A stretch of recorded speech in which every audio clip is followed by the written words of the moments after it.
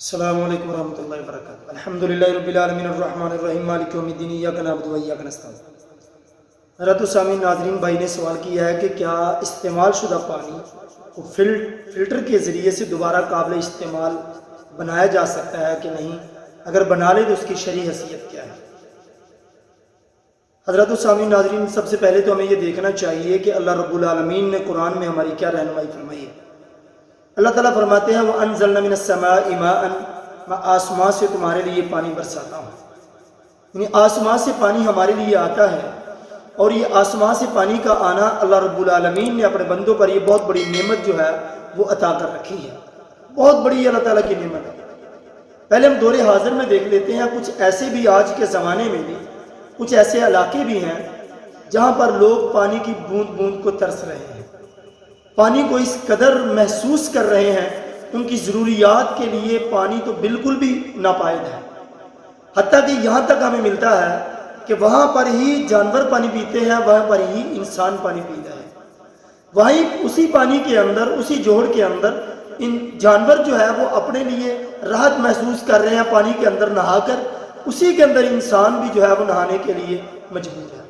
میرے بھائیوں، یہ ہمیں دیکھنا چاہیے کہ پانی اللہ رب العالمین کی یہ بہت بڑی نعمت ہے، اس نعمت کی قدر کرو، اس نعمت کو ضائع نہیں کرنا چاہیے۔ اور جن علاقوں میں یہ پانی جیسی نعمت نہیں ہے، میرا اور آپ کا فرض بنتا ہے، ہم سب پر یہ لازم آتا ہے کہ ہم ان علاقوں میں ان لوگوں کی مدد کے لیے نکلیں اور ان کے لیے پانی کا کوئی نہ کوئی انتظام کر سکیں، جو بھی ممکن کسی طرح سے بھی ہو، کیونکہ وہ بھی ہمارے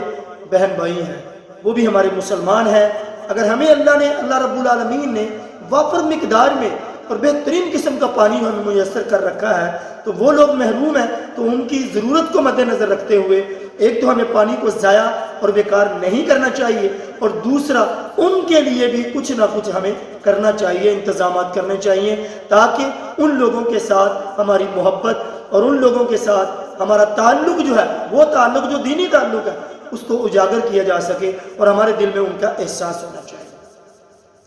اب آئیں دیکھتے ہیں، جو بھائی نے سوال کیا تھا کہ پانی کو اگر فلٹر کر لیا جائے، فلٹر کرنے کے بعد، فلٹریشن کے بعد پانی صاف ہو جاتا ہے،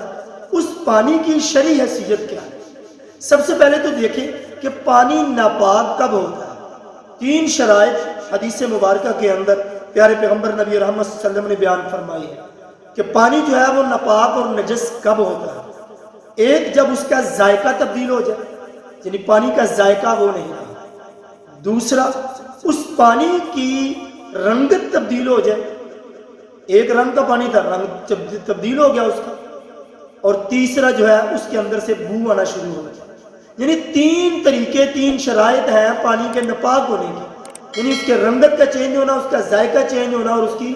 بو جو ہے وہ چینج ہو جائے، تبدیل ہو جائے۔ اگر یہ تبدیل ہو جاتے ہیں، تینوں چیزوں میں فرق آ جاتا ہے، تینوں میں سے کوئی ایک بھی،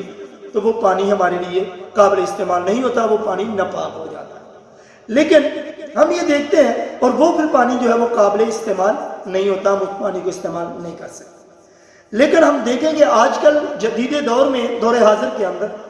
پانی کو فلٹریشن کے ذریعے سے صاف کر لی جاتا ہے، یا عام طور پر بھی ایسے بھی ممکن ہے پانی کو، اگر وہی ناپاک پانی، وہی پلیت پانی کو اگر صحیح طریقے سے کیا جائے، اس کے 3 طریقے بھی ہیں جیسے کہ وہ پانی کو صحیح کیا جاتا ہے۔ سب سے پہلے تو ایسے بھی ہوتا ہے کہ وہ پانی جس میں وہ تبدیلی آ چکی سی، رنگ، بو اور اس کے ذائقے کے اعتبار سے جس میں تبدیلی آ چکی تھی، اگر وہ کسی برتن میں پڑا رہے،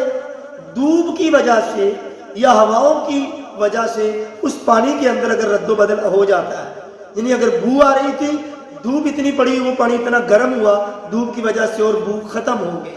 یا اس کے اندر سے سمیل آ رہی تھی، یا اسی طرح سے اس کے اندر سے اس کا ذائقہ تبدیل ہو چکا تھا، تو وہ دھوپ کی وجہ سے، گرمی کی شدت کی وجہ سے یا ہواؤں کی تبدیلی کی وجہ سے وہ ذائقہ اس کا ختم ہو گیا جو آ رہا تھا اس میں سے، جو اس کی وجہ بنی تھی خراب ہونے کی۔ دوسری وجہ کہ اس پانی کے اندر مزید پانی جو ہے وہ ملا دیا جائے،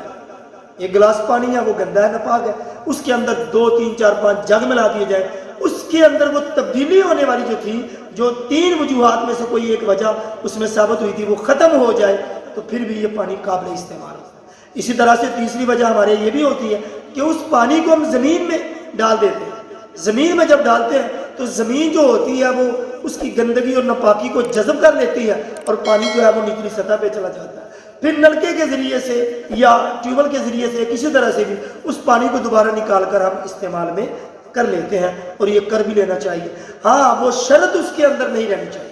جس بنا پر وہ پانی ناپاک ہوا تھا. 3 شرائط تھی، تینوں میں سے کوئی ایک شرط پائی جائے. مثال کے طور پر کسی کا ذائقہ خراب ہو گیا اور وہ ذائقہ اس کو تبدیل کر لیجیے ذائقہ، تو وہ پانی قابل استعمال ہے. ہاں اگر کسی کی طبیعت کے لیے موافق نہیں ہے، اس کو طبی طور پر کوئی پرابلم ہے، تو یہ ایک الگ ایشو ہے. البتہ اس پانی کو فلٹر کر لیں